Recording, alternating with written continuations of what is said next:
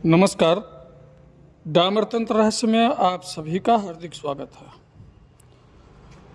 आज जो प्रयोग हम बताने जा रहे हैं ये बेहद आसान, कोई भी नया साधक कर सकता है या पुराने साधक तो कर ही सकते हैं, और दक्षिण मार्गी साधक, वाम मार्गी साधक सभी साधक कर सकते हैं। खासकर अगर आप वाम मार्गी पूजा में लिप्त हैं तो सुबह के समय ये प्रयोग आप दक्षिण मार्गी करें तो ज़्यादा फायदेमंद रहेगा। और ये प्रयोग जो है हफ्ता 10 दिन में आपको परिणाम देने वाला प्रयोग है। लेकिन कोई उठा करके शुरू कर देंगे तो ऐसा नहीं हो सकता। इसके लिए आपको मूल मंत्र कम से कम जागृत किया होना चाहिए, तभी जा करके ये प्रयोग सफल होगा। तो ये प्रयोग है हरिद्रा जल से अभिषेक, यंत्रार्चन और पंचामृत से यंत्रार्चन। हमारे साधक, कई साधक बोलते हैं क्या कि गुरुजी शंख में जो है ना घी जम जाता है, तो आप अगर गंगा जल में या शुद्ध जल में आप पंचामृत मिक्स करते हैं, जैसे घी हो गया, दूध हो गया, दही हो गया, शहद हो गया, शक्कर हो गया, तो ये 5 चीज़ जो आप पानी में मिक्स करते हैं तो पानी में घी जाने के बाद तो जमेगा ही जमेगा। तो इसका एक उपाय है, पानी को आप गुनगुना यानी थोड़ा सा गर्म कर दें, थोड़ा, ज़्यादा नहीं, थोड़ा सा गर्म कर दें। नॉर्मल गर्म रहेगा तो ये उसको जमने नहीं देगा, और वो शंख में जो पकड़ लेता है जाकर के बैठ जाता है, वो नहीं बैठने देगा उसको। लगभग दही का भी वही हाल है, वो भी नहीं पकड़ेगा शंख में। तो इसको आप पंचामृत को पानी में गंगाजल मिक्स करके पानी में मिक्स करें और शंख में भर करके, दक्षिणावर्ती शंख हो या वामावर्ती शंख हो कोई बात नहीं है, दोनों में से कोई भी हो, शंख होना चाहिए, चलेगा। उसमें भर करके अब जैसे अगर लक्ष्मी प्राप्ति के लिए करना है तो विष्णु यामल से सतनाम का जो है पाठ करते जाएं और यंत्र का अर्चन करते जाएं, अभिषेक करते जाएं, और पंचामृत में थोड़ा सा हल्दी पाउडर भी मिला दें, पीला कर दें उसको। और अगर वही शत्रु के समन के लिए, स्तंभन के लिए अगर करना चाहते हैं तो फिर ब्रह्मास्त्र रूपिणी देवी माता श्री बगलामुखी, तो ये जो है रुद्र यामल का सतनाम स्तोत्र, अष्टोत्तर सतनाम स्तोत्र, इस मंत्र से यंत्रार्चन करना शुरू कर दें। कंटिन्यू 41 दिन करें, शत्रु का स्तंभन हो जाएगा। लक्ष्मी प्राप्ति के लिए भी करते हैं तो ये 51 डेज, 51 दिन करें, आमदनी का रास्ता खुल जाएगा। जिस जिस यंग यंग चिंतयते कामं तंग तंग प्राप्नोति निश्चितम, जिस जिस कामना से आप माता की सेवा करेंगे, यंत्रार्चन करेंगे, निश्चित रूप से वो मनोकामना पूर्ण होगी ही होगी, इसमें कोई शक नहीं है, जरा सा भी शक नहीं है। कोई बहुत जो इसको कहते हैं कि गया गुजरा अभागा या अभागी होता है ना, जिसका बहुत ज़्यादा प्रारब्ध खराब होता है,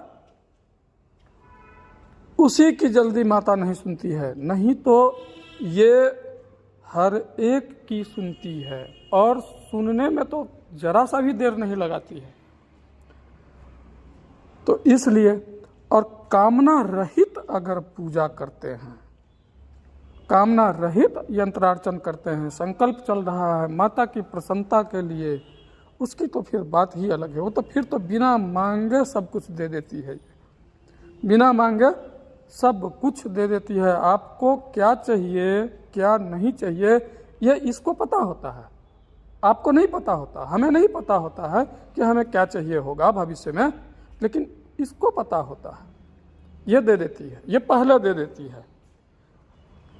जैसे कि एक हमारे साधक हैं अरुण जी, इन्होंने एक लेटर लिख करके भेजा है। उसमें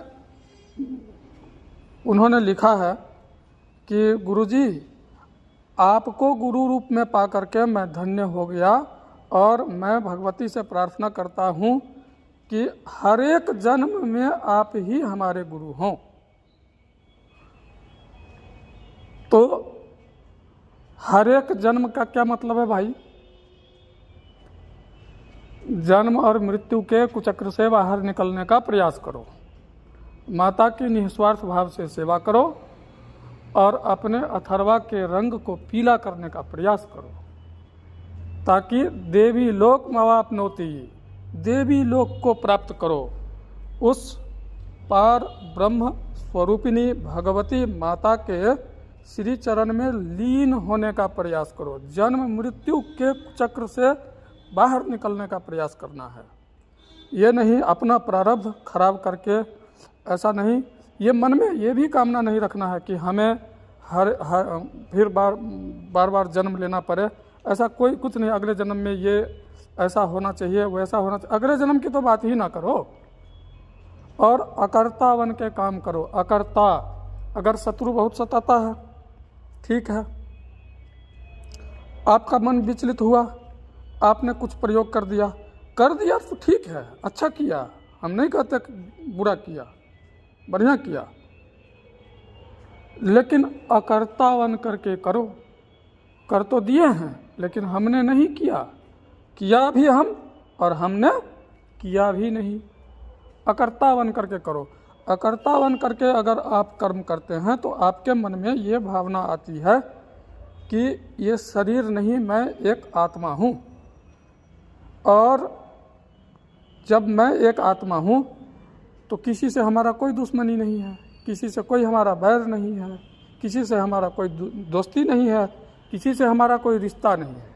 रिश्ता भी यहाँ के जितने भी हैं झूठे हैं, आपके साथ कोई नहीं जाने वाला है। तो जब सारे रिश्ते नाते झूठे हैं तो हम इनके चक्कर में क्यों पड़ें, इनके कुचक्र में क्यों फंसे रहें? इस माया से बाहर निकलना होगा, तब जा करके हमें मोक्ष की प्राप्ति होगी। मोक्ष बहुत टेढ़ी खीर है बाबू, इतना आसानी से नहीं मिलता।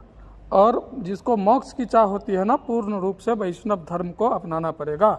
ये जो सोचेंगे कि हम मांस मदिरा सब खाते पीते हुए, भूत प्रेत को सेवा करते हुए, और ये तरह तरह की जो है माया जाल अपना फैला करके और हम लोगों को खुश रखें, खुश करें और पैसे बटोरें, इनको मोक्ष नहीं मिलने वाली। ये कुछ भी करके थक जाएं, रह जाएं, इनको आकर के पुनः प्रारब्ध को काटना ही पड़ेगा।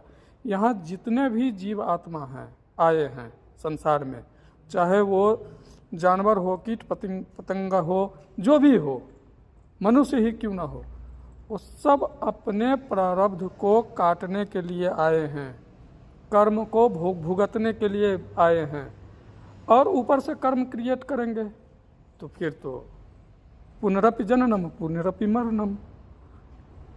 तो इसलिए हमें इस तरफ ध्यान देना है कि निस्वार्थ भाव से माता की सेवा करना है।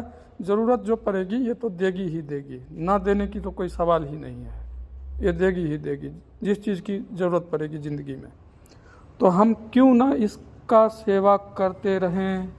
ये जगत जननी है, ये खुद जब देने वाली है तो हमें टेंशन किस बात की, काहे का चिंता हमें। तो ये बात है। इसलिए यंत्रार्चन, यंत्र जो है प्राण प्रतिष्ठित होना चाहिए।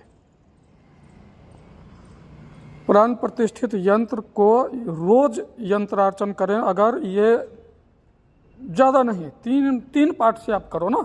अगर आपके पास ज़्यादा समय नहीं है तो एक पाठ करने में कितना समय लगता है? 1.5 से 2 मिनट, 1.5 मिनट। तो आप 3 पाठ का से रोज यंत्रार्चन करो। जो आइटम बता दिया हूँ, ये आपको पंचामृत और हल्दी पाउडर मिक्स करके गंगा जल में या शुद्ध जल में, अगर गंगा जल नहीं भी है ना तो गंगे चैव जमुने चैव गोदावरी सरस्वती नर्मदा सिंधु कावेरी जले अस्मिन् सन्निधिं कुरु।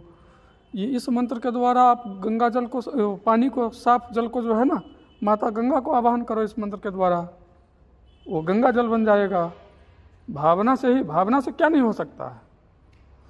तो उसमें शुद्ध जल में आप ये सारी चीज़ें मिला करके शंख में भर के, शंख के द्वारा यंत्रार्चन अगर करें तो निश्चित रूप से आप देखेंगे कि एक चमत्कारिक रूप से परिवर्तन आपको देखने को मिलेगा।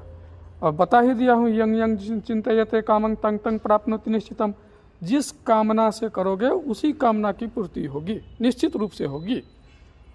तो इसलिए ज़्यादातर कामना भी करना ठीक नहीं है। यहाँ हमने क्या बोला था, निस्वार्थ भाव से अकर्ता बन करके कर्म करना है बस। क्यों? क्योंकि कर्म तो हमारे हाथ में है, फल हमारे हाथ में नहीं है। जब फल हमारे हाथ में नहीं है तो हमें अकर्ता बन करके रहने में फ़ायदा है। तो जिस चीज़ में हमें फ़ायदा है वही काम क्यों ना करें।